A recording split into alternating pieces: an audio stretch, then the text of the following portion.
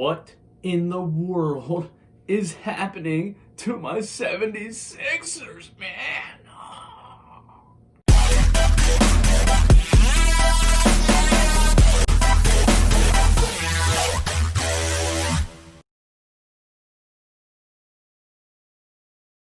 It's a long season. Everybody relax. Aaron Rodgers clip.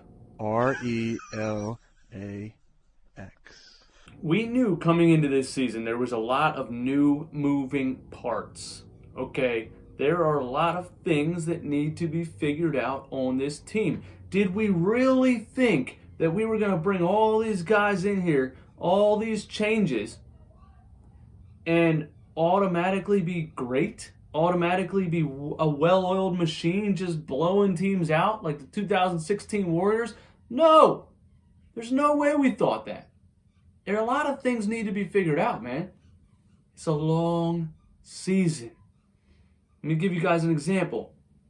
2015 Cleveland Cavaliers won the NBA championship, okay? During their season, well, first of all, they finished the season 57-25, okay?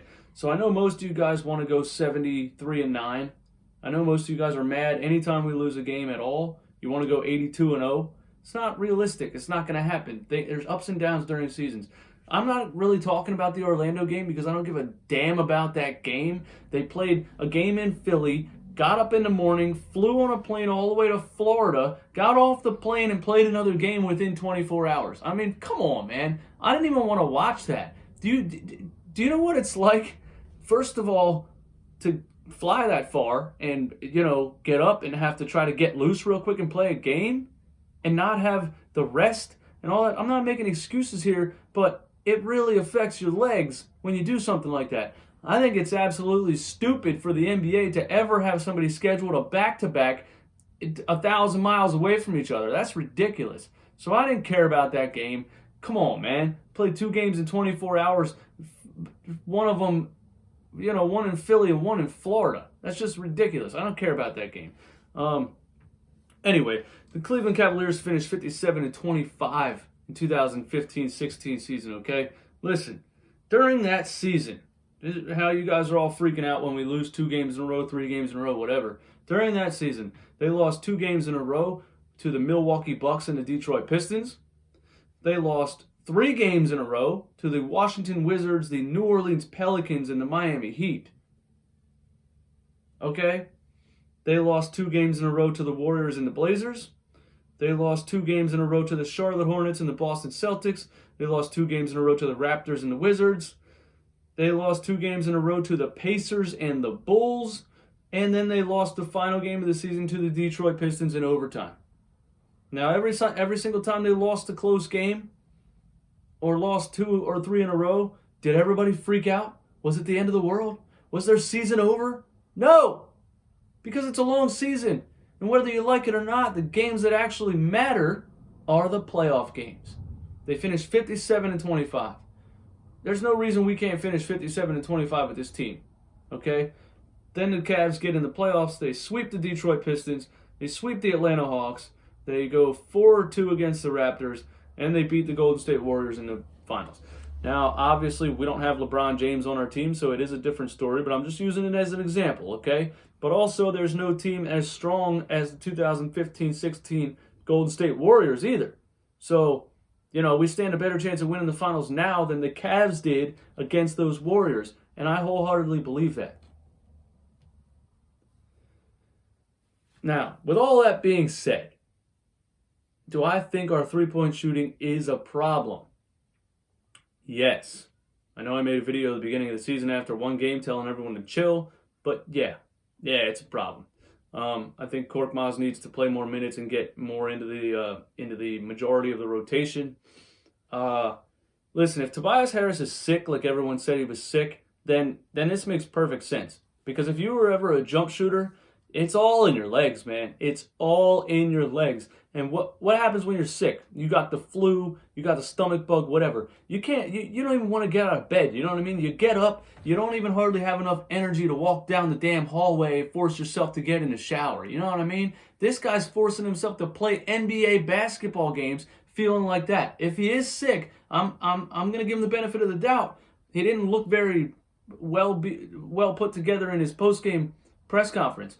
I'm gonna give him the benefit of the doubt. So I'm gonna say he is sick, and then I'm thinking about what it's like to be sick and what it would be like to try to play an NBA basketball game when your legs feel like jello and you can't. You know what I mean? He was 0 for 13. He's 0 for 14 or 15 in his last 2 games on 3-point attempts.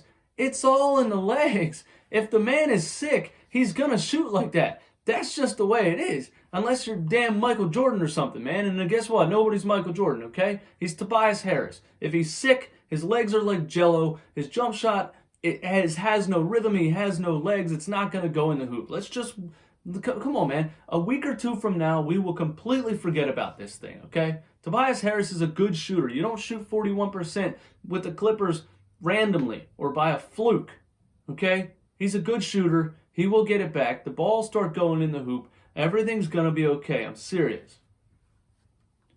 Josh Richardson was 2 for 4 last night from 3-point range. That ain't bad. I still think his shot looks like a jacked up Lonzo Ball, but I don't know, man. Like, as long as it goes in the hoop, I'm cool with it. Embiid's load management. That goes back to what I'm talking about. The regular season, we're only trying to get 50, 55, 60 games, dude. We can afford to lose 22 games. Think about that. We can afford to lose 32 games. We need Embiid to be 100% healthy and in shape when the playoffs start. Okay? That's what we're talking about here. Good thing about this situation is, with everybody healthy and everybody active and in the game, we are 4-0. Don't forget that. We're 4-0 when everybody plays. Okay, so we play a game without Embiid, we play a game without Horford, we play a couple games without Ben Simmons because of a shoulder injury, we play a couple games without Embiid because of a suspension with a wrestling match. It hasn't been consistent yet. Our entire team isn't on the floor every night. When everybody's healthy and everybody plays, we're 4-0 right now. Just keep that in mind. Now, with all of this said, let's just say if the 76ers finish this season with a worse record than last season, or they don't make it as far in the playoffs as they did last season, they don't make it farther, or let's say they finish worse than they did last season. Let's say they lose in the first round this year. Is Brett Brown's job on the line? What do you guys think? Let me know in the comments. If they get bounced in the first round this year, is Brett Brown's job on the line? I'm going to say yes. I think that's pretty obvious. If that would happen and we still have turnover issues and discipline issues and communication issues and things like that, the front office is eventually going to start to look at the coach because, you know, we have the roster. We have the talent. They put the talent on this roster. The guys in the suits did everything they're supposed to do as far as giving Brett Brown talent. Now it's his job to figure it out. Is he going to figure it out? Or are the Sixers going to be okay? I think they're going to work it out. It's a long season. You guys let me know what you think in the comments. My name is DJ Eastwood. This is Run It Back. Hit that subscribe button if you like talking Philly sports every day. Peace!